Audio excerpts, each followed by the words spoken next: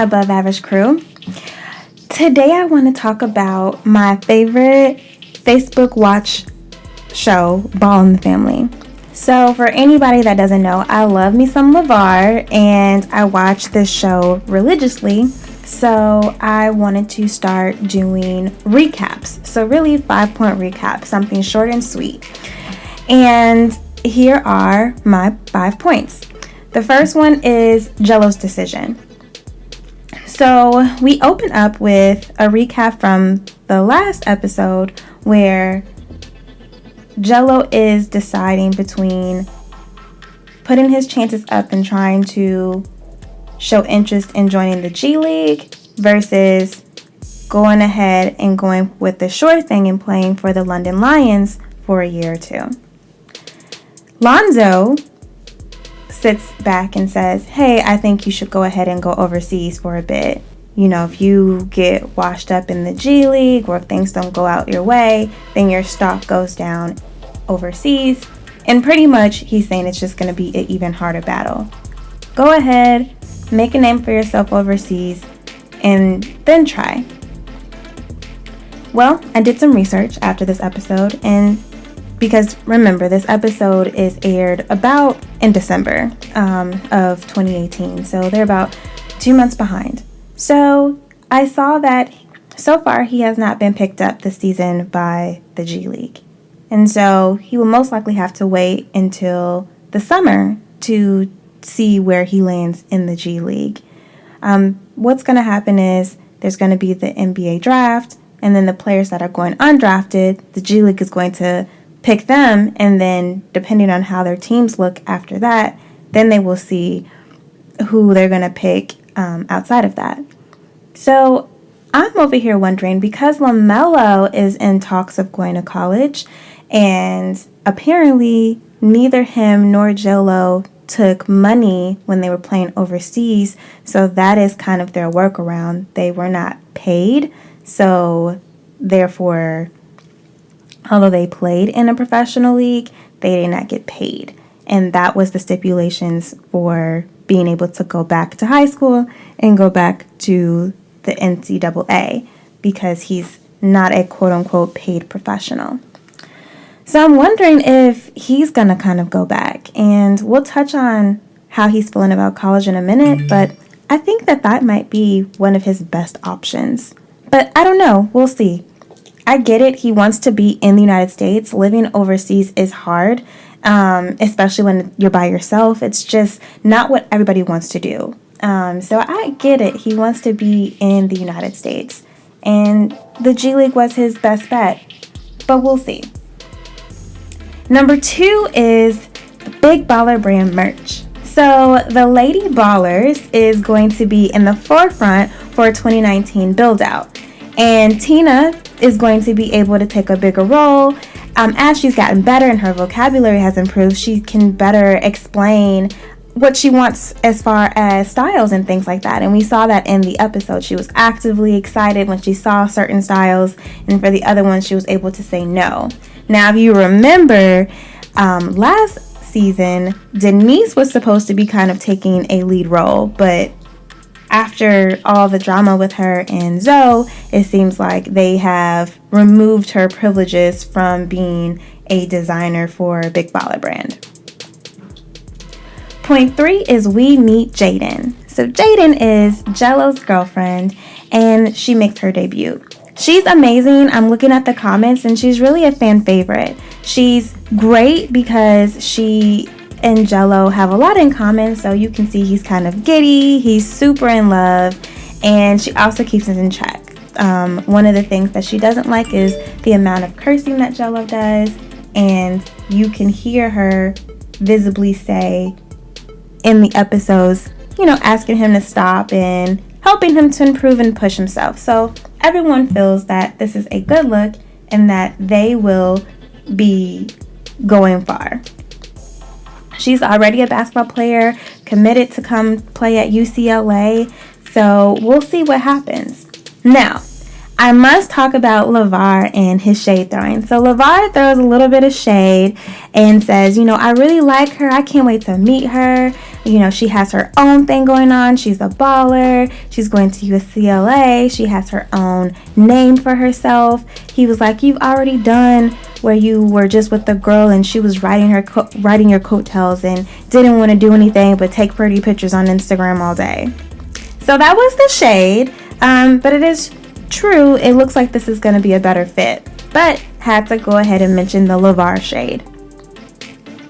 Number 4 is Lamelo. So we're able to see Lamelo play in his first games, and the hype is real.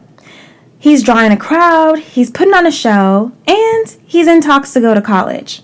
So Lamelo deciding to go back to high school, I think is the best thing that he could have done for him. And kudos for him for saying, you know what?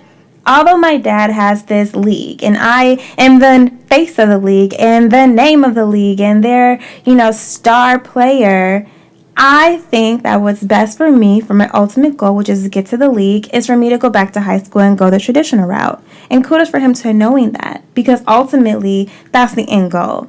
And he sees what happened with Gelo and the JBA, although it's doing great. There has not been anyone that's gone yet from the G League from the JBA straight to the NBA, which is ultimately where Lamelo wants to go. He doesn't want to go to the G League. He definitely wants to get drafted and make money, not just be a low-level draft pick, but he wants to be one of the top draft picks, so good for him. Also, this year, not too long ago, the NBA has announced that they are in works of getting rid of that one-and-done rule to prevent players from going to college, or making them go to college. And I think that that's great. Honestly, that rule was dumb in the first place, and it was definitely the NBA scratching backs with the NCAA and getting them a way to make money, right? You can say, oh, we want the players to, get a little bit more maturity, but really, what is 1 year? Seriously. And because players know that they're one and done, it's not like they're getting, 1 year of college credits.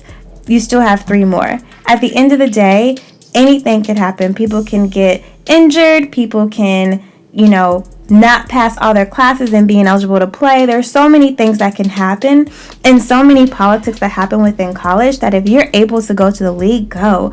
Ultimately, that is the goal. You can always go back and go to school after you've made it. There are a lot of programs now in place where they support athletes and have them go to school during their off season and take classes. And there's just so many other ways, but ultimately, especially within the Black community, our goal is we need this wealth. We need this generational wealth.